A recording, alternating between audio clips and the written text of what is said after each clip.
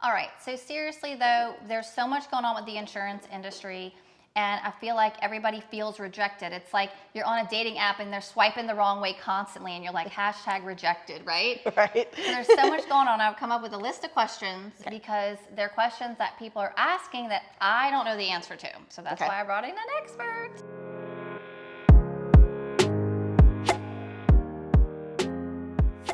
Okay, so first question that's like the big elephant in the room is, why are insurance rates going up so much and so fast so recently? Unfortunately, because we have been the target of pretty much 7 to 8 hurricanes these last 2 years, the insurance companies have just not been able to keep up with the high cost of the claims. So therefore, claims prices go up, rates go up, it all rolls down. A lot of these insurance companies, especially the smaller ones, have to purchase what they call reinsurance. Okay. So in our area, it's basically an insurance for the insurance company. And they have to have that insurance, particularly in our area, for the hurricane season. And the rates, of course, of that have gone up due to the recent claims, which then affect the premiums that roll down to the clients. Oh, well, that makes sense. And if everything's going up so suddenly and so expensively with so many storms, then that would probably be the main reason why we're seeing so many insurance companies going under. Exactly. So a lot of those smaller companies are going under because they cannot afford that reinsurance coverage, or they can't find a reinsurance company that fits within their bracket to maintain their current clients, let alone the new clients. And a lot of them are being forced to be turned over to the state because they are not prepared for the potential of another big Ida situation that could cost them millions of dollars for the hurricane season. Wow, that's a lot, and that actually makes a lot of sense. But it's really like, it's kind of like a heavy conversation. You know what I mean? It's just, it's kind of a lot to absorb and think about, but it does make sense, and it does suck, right? Right, So exactly. I guess this might be a time where we'll start seeing more. I remember for Katrina, we had a lot of insurance. Prior to, we had a lot of insurance agencies and companies to choose from. Right. And then after Katrina, we saw a lot less insurance agencies, and we saw a lot of citizens. Exactly. So you think, or we're going to start seeing a lot more citizens policies? Exactly. So we're kind of rolling back into that almost. Okay. I call it my Katrina PTSD coming back, because that's exactly what I feel like. I feel like we're going back into this post-Katrina situation where a lot of things are going to start rolling back to citizens, but hopefully, like it did before, the market will come back. Hurricanes will stay away from us, fingers crossed, and we'll get back to a more normal market with more companies. Okay. And so citizens, so people understand, like, a citizens is this the state? Yes. So it's basically like, what is it? It's like a state subsidy, or like what? It's literally ran by the state. So it's from the insurance department. It's Louisiana Citizens Insurance and Fair Play. Most states have this. They consider themselves the insurer of last resort, because they don't want to be a competitive play in the market, but they are there for the hard to place or hard to insure homes and properties. And so right now, with all the companies pulling out, they are our market. So that's where everything is going. Okay, so Louisiana Citizens. And really my next question was, you know, what's happening and why are so many policies being canceled? And we just got our answer, because the policy is going to be canceled if the company goes under or goes bankrupt, or it has to be taken over by the state because they can't basically fill the need and afford their insurance to give you the insurance. So that's very interesting.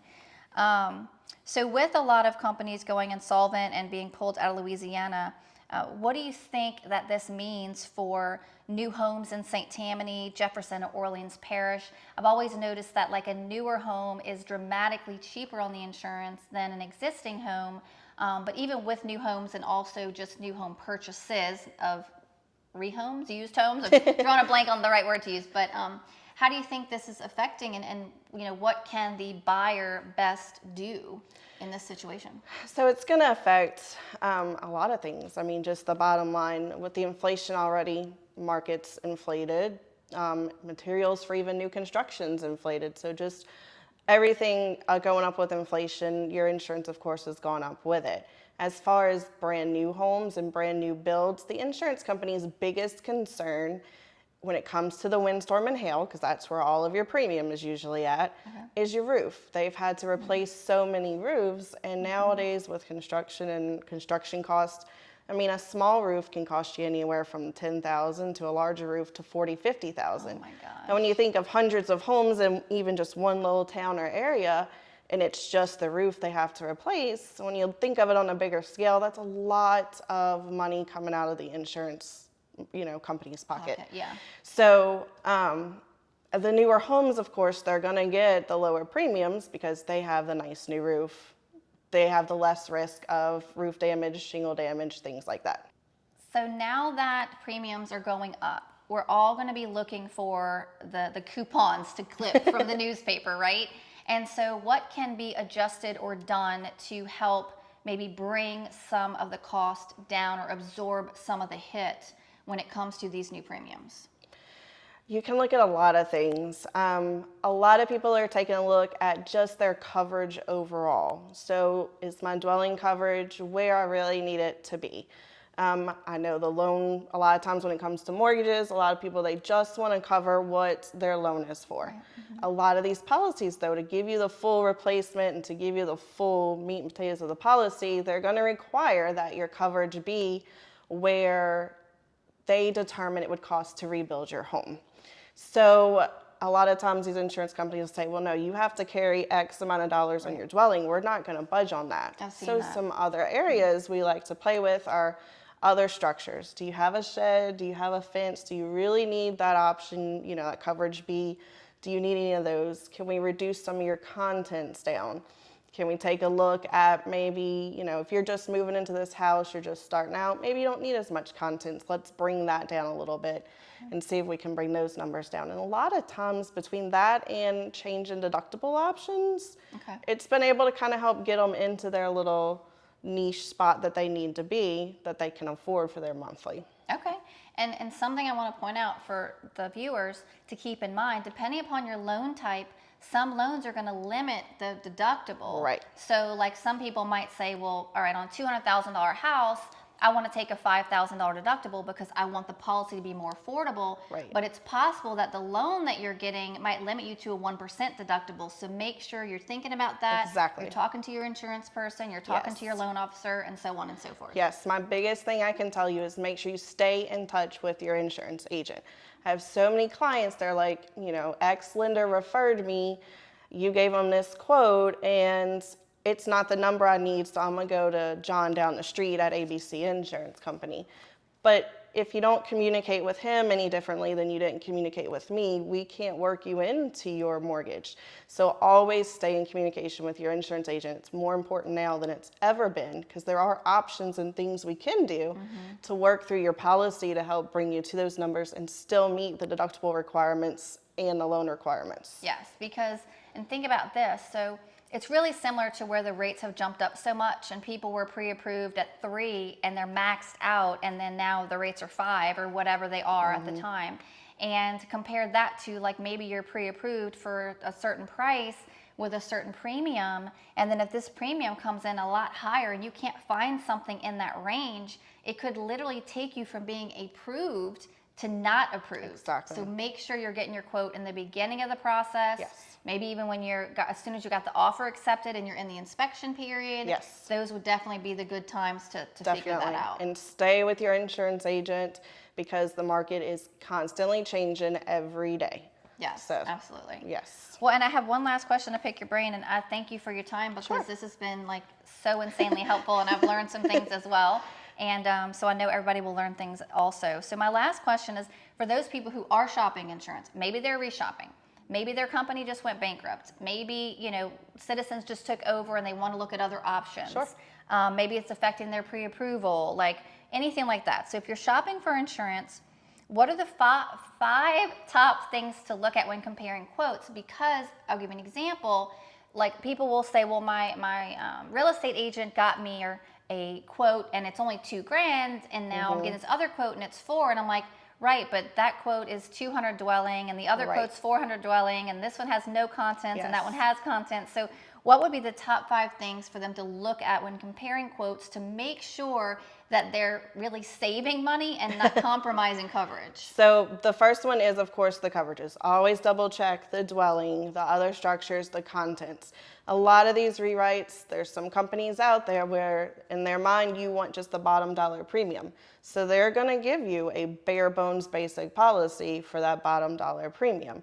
But again, if you communicate with that insurance agent, you look at your quotes, make sure there's replacement cost coverage. A lot of these quotes are coming actual cash value, and that's big, especially with your roof, because that depreciated value, they basically put you on a payment schedule. Oh my gosh. And when you're on that payment schedule, if your roof is, say, 10 years old, they can say, okay, well, your roof doesn't have replacement cost. We deem it to be about 10 years old, so we're going to take about 30 or 40% off of that replacement cost. And then we're going to also subtract your big 4 to 5% deductible from that, and you're going to get next to nothing from your roof if there's no replacement cost coverage. That would be horrible. So then you're paying high premiums for a policy that you basically can't use. Wow. So always check for replacement cost. Double check the coverages, compare the deductibles, make sure deductibles are somewhere that you're comfortable with. If something did happen, that it's a smaller claim and the deductible does have to come out of your pocket that way, make sure you're financially prepared for that as well. So just kind of balance all those things. And I mean, there's not really a full top 5, but just check every line and double check, even like optional coverages. Some will include like a water sewer backup or identity theft coverage or little things like that, where you can even pull those out and say, hey, I don't think I need those. Or you could say, I really think I want that. Let's make sure we add that back in. So just kind of hit each of those bullet points when you're comparing the two and just kind of see, I mean, you basically said it, you know, how does one compare to the other? And ask questions. Ask your insurance agent. Yes, please ask a lot of questions. And even if your real estate agent or your lender gets quotes for you, which is great, you make sure that you still call that insurance agent and go through and say, can you explain this to me and 100%. go through this with me so that you understand what you're getting and what you're purchasing. Right, 100%. I can't say how many times I've repeated that to realtors, to clients, everybody. Call us. We're here to help. I just want to help. Even if I'm not the one writing the policy, call me if you'd feel better asking me a question. I just want to make sure you're getting the coverage you need and that you're going to be covered for this hurricane season and all the rest to follow, of course. And that's awesome, and thank you. And once again, I appreciate your time so much, and I want you to tell them one more time, like, how they get in touch with you so that hopefully they can reach out. Yes, so we're Southern Ambit Insurance. We are located in Slidell. We're at 107 South Military Road, Suite 3. We are on the corner of Gauze and Military, if you're familiar with Slidell. You can also reach us by phone, 985-643-1158. Our website is southernambitinsurance.com, and my personal email is jessica@southernambit.com. Awesome. Thank you so much. And I don't know if y'all love this hair as much as I do, but look at this color. It's so awesome. So awesome. Thank you. Thank you again for your time. Sure.